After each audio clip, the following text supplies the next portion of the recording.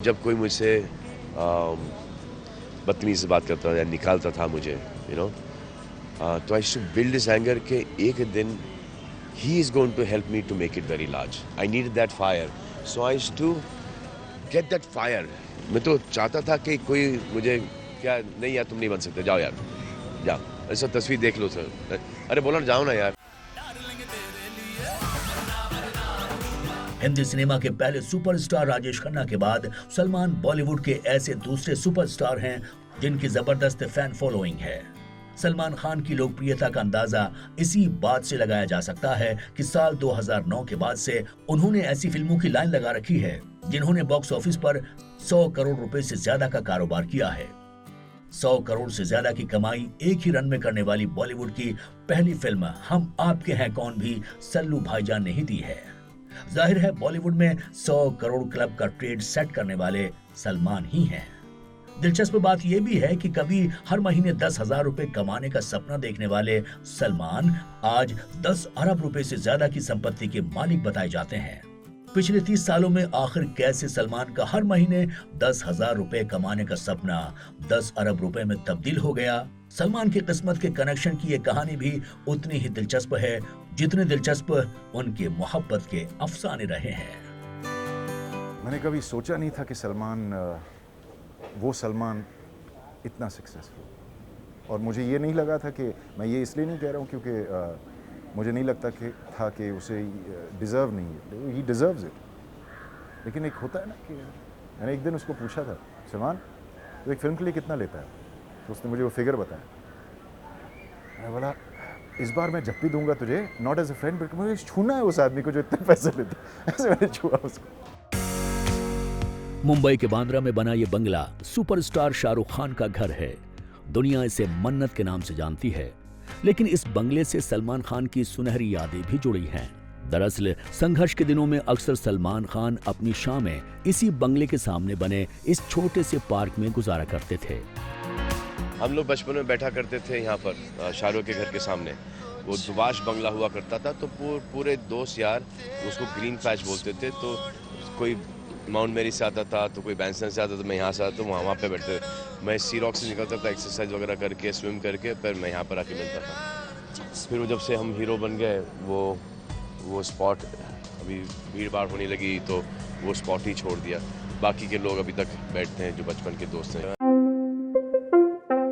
साल 1985 के आसपास का ये वो दौर था जब बांद्रा के बस स्टैंड इलाके में सलमान खान को अक्सर लाल रंग की खुले हुड वाली हेरल्ड कार दौड़ाते भी देखा जाता था। दरअसल मुंबई के इसी सेंट जेवियर कॉलेज में 1 साल की पढ़ाई करने के बाद सलमान ने कॉलेज छोड़ दिया था। कॉलेज से निकलने के बाद करीब 3 साल बाद सलमान कुछ छोटे बड़े विज्ञापनों में भी नजर आए थे, लेकिन उनकी असली मंजिल तो बॉलीवुड ही थी। कैंपा कोला का ऐड किया था फर्स्ट टाइम जो मैंने कभी कैमरा फेस किया, वो मैंने कैलाश विंद्रनाथ की वजह से किया, आरती गुप्ता की वजह से किया है।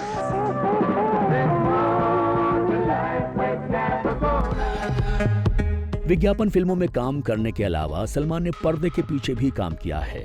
फिल्म मेकिंग की बारीकियों को समझने के लिए उन्होंने फिल्म फलक में निर्देशक शशिलाल नायर के साथ बतौर असिस्टेंट भी काम किया है। खास बात यह है कि जैकी श्रॉफ जैसे सितारों से सजी इस फिल्म की कहानी भी सलमान के पिता सलीम खान ने ही लिखी थी। सदी के महानायक अमिताभ बच्चन को सुपरस्टार बनाने वाले सलीम खान क्या अपने बेटे सलमान के लिए एक फिल्म नहीं बना सकते थे? इस सवाल के जवाब में सलीम खान के छोटे भाई और सलमान खान के चाचा नईम खान ने जो दिलचस्प बात बताई, वो पूरी कहानी आप भी सुनिए। सलमान ने कहा कि डैडी एक मेरे लिए भी स्टोरी लिखो, मैं फिल्म में काम करूँगा। कहने वही मैं बम्बई आया तो मैंने घोड़ों पे रेस नहीं लगाई, घोड़ों पे पैसा नहीं लगाया। तो मेरी नज़र में तो तुम गधे हो, तो मैं गधों पे कैसे पैसा लगाऊंगा? जब मैंने घोड़ों पे नहीं लगाया तो तुम्हारे गधों पे कैसे लगाऊंगा? मजाक किया। जाहिर है एक तरफ बॉलीवुड में बेरहम संघर्ष था, तो दूसरी तरफ सलमान को अपने परिवार और दोस्त यारों के ताने भी सुनने पड़ रहे थे। दरअसल 90 के दशक में जब सलमान खान फिल्मों में काम पाने के लिए संघर्ष कर रहे थे, उन दिनों उनके पिता की लिखी फिल्में बॉक्स ऑफिस पर कामयाबी के रिकॉर्ड बना रही थीं। हिंदी सिनेमा के इतिहास में लाइन से 8 सुपरहिट फिल्में देने वाली सलीम जावेद की मशहूर लेखक जोड़ी के सलीम खान की फिल्में नाम और 1987 में आई मिस्टर इंडिया भी सुपरहिट रही थी। जाहिर है इस दौर में सलीम खान हिंदी फिल्म इंडस्ट्री में एक बड़ा और ताकतवर नाम था। बावजूद इसके उनके बेटे को फिल्मों में काम पाने के लिए बॉलीवुड में धक्के खाने पड़ रहे थे। ऐसा होता था मेरे साथ कि when I used to go and struggle, तो फर्स्ट लोग कहते हैं कि why doesn't your father launch you. आपके फादर तो राइटर है ना, आपके फादर ने अमिताभ बच्चन की लिखा है, संजय दत्त की लिखा है, इतने बड़े राइटर हैं, वो तुम्हें क्यों नहीं लॉन्च करते? क्या कमी क्या है? फिल्म लेखक जावेद अख्तर के साथ मिलकर बॉलीवुड का ट्रेंड बदल देने वाले सलीम खान को बेटे की सिफारिश करना गवारा नहीं था। इतना ही नहीं, सलमान को पिता का नाम इस्तेमाल न करने की सख्त हिदायत भी दी गई थी। और यही वजह थी कि जिस दौर में सुनील दत्त और राजेंद्र कुमार जैसे दिग्गज अभिनेता अपने बेटों संजय दत्त और कुमार गौरव को लॉन्च करने के लिए खुद फिल्में बना रहे थे, तब सलमान निर्माता और निर्देशकों के चक्कर लगा रहे थे। लेकिन सलमान के बेहद करीबी लोग बताते हैं कि उन्होंने कभी इस बात की शिकायत अपने परिवार से नहीं की और ना ही कभी अपने दोस्त यारों की बातों की कोई परवाह की थी। ये बात सही नहीं कि हमारी डेब्यू साथ में हुई। जी हाँ, ये बात सही है कि पहचान साथ में हुई है, मैंने प्यार किया। मैं सलमान से काफ़ी सीनियर हूँ, कुछ 4-5 साल, और जब सलमान को फिल्मों में आना था मैं उसको बोलता था तू कहाँ से हीरो बनेगा यार। महज 20 साल के सलमान के दिल में हीरो बनने का विश्वास कितना मजबूत था, इस बात का अंदाजा न परिवार वालों को था और न ही उनके दोस्त यारों को था। लेकिन सलमान के इस विश्वास की अग्नि परीक्षा अभी बाकी थी, क्योंकि साल 1985 के आसपास का ये वो दौर था जब राजनीति से संन्यास लेकर अमिताभ बच्चन वापस फिल्मों में लौट आए थे। संजय दत्त, जैकी श्रॉफ और अनिल कपूर जैसे नए हीरो भी बॉलीवुड में अपने पैर जमा चुके थे।